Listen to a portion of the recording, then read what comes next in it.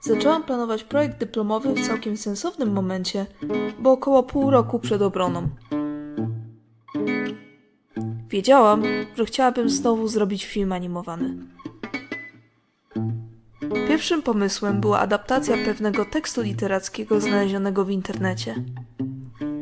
Przyglądając platformę Tumblr, pewnego razu ukazał mi się nietypowy post tekstowy. Miniatura literacka opisywała surrealistyczną historię człowieka doświadczającego gwałtownej transformacji w postać świni. Zawierała wiele interesujących wątków i motywów: zwierzęcość, natura świadomości, konsumpcja, relacje rodzinne, obrzydzenie. Tekst od razu zapadł mi w pamięć i zapragnęłam dokonać jego adaptacji do audiowizualnego medium. Mimo zapału i chęci, myślenie o tym projekcie przyprawiało mnie o nudności, których nie mogłam się pozbyć. Nie mogłam przeforsować się i ruszyć dalej. Musiałam to zaakceptować i znaleźć inną koncepcję. Wróciłam myślami do moich istniejących postaci. Parę lat temu miałam pomysł na fabułę o podróży, której bohaterami byliby lis i nietoperz. Opowieść miała mieć alegoryczny charakter, a zadaniem bohaterów było dostarczenie listu, nie znając jego treści ani adresata. Dojrzałam w tym szkicu potencjał na moją pracę dyplomową.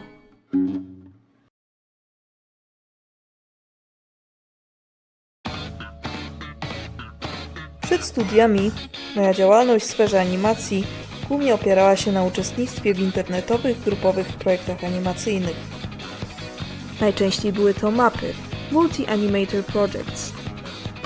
Tych projektów istnieje dzisiaj naprawdę wiele, głównie osadzonych i organizowanych na platformie YouTube. Najczęściej filmy te skupiają się wokół postaci zwierzęcych, walczących, biegających, śpiewających. Zatęskniłam za tą estetyką.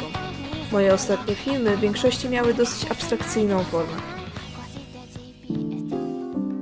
Osadzenie w niej wspomnianych wcześniej postaci wydawało się być naturalnym następnym krokiem koncepcyjnym.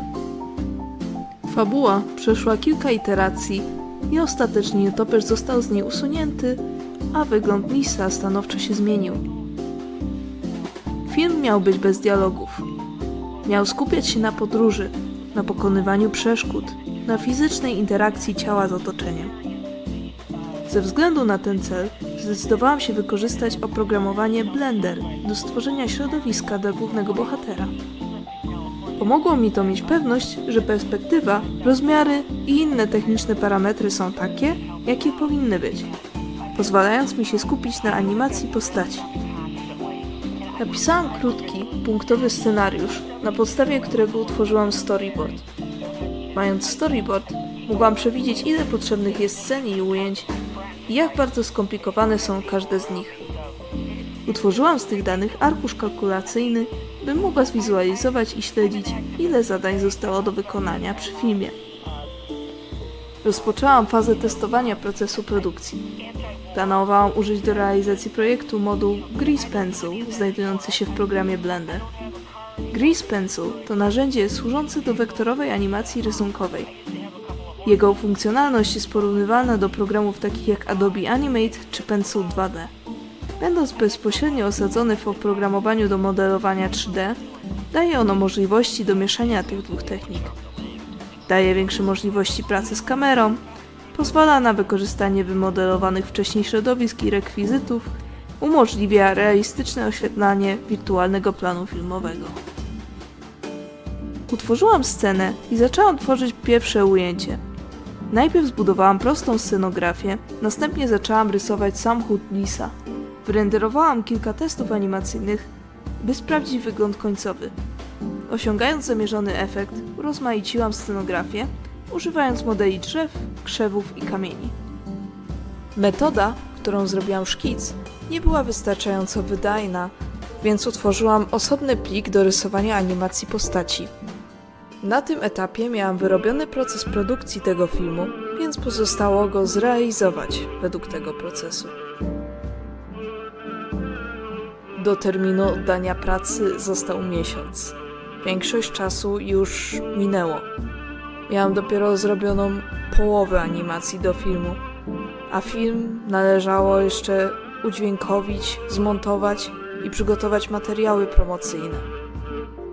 Nie było szans, że skończę ten film w obecnej formie.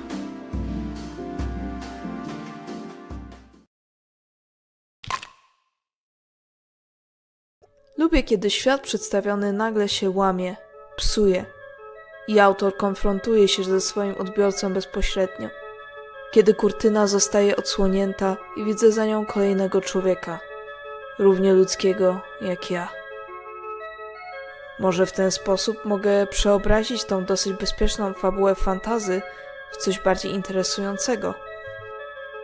W coś, nad czym można pomyśleć, zastanowić się głębiej, które może otrzymać wiele fascynujących interpretacji. Świat filmu w połowie czasu trwania mógłby nagle się zamrozić, przemienić się w opuszczony plan filmowy. Kamera mogłaby nas oprowadzić po tym porzuconym, popsutym świecie.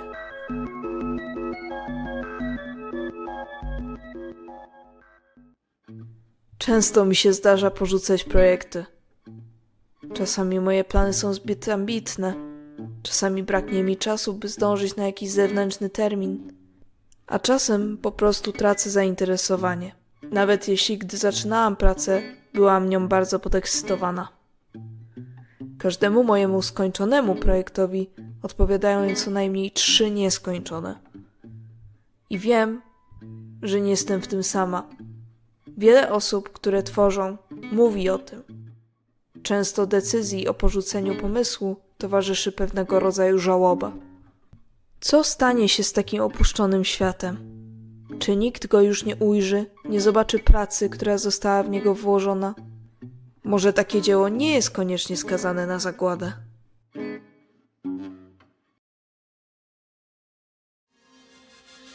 Decyzją wiceministra kultury i sztuki, podsekretarza stanu do spraw kinematografii, zdjęcia do filmu na Srebrnym Globie zostały przerwane wiosną 1977 roku. Mały dramat tego filmu i wielki, oby szlachetny dramat naszego życia będą splatać się dalej we wspólną sieć wzlotów i porażek. Nazywam się Andrzej Żuławski. Jestem reżyserem filmu na Srebrnym Globie.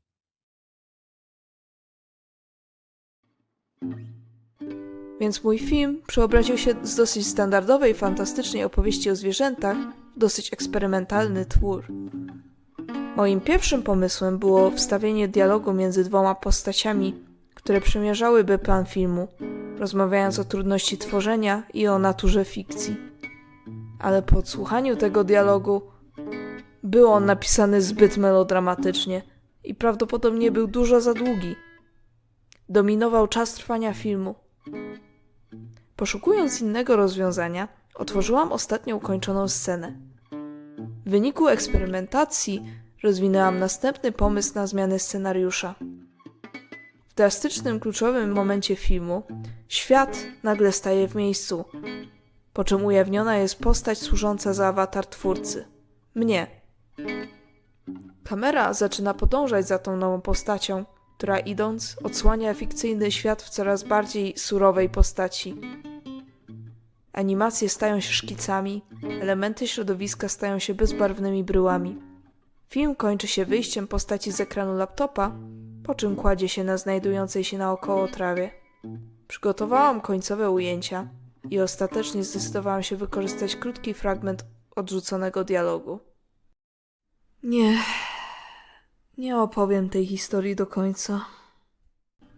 Konieczność zmiany scenariusza pod koniec produkcji wpłynęła na ostateczny wydźwięk filmu. Początkowo decyzja ta wynikała wyłącznie z ograniczeń czasowych, jednak z czasem stała się integralnym elementem narracji.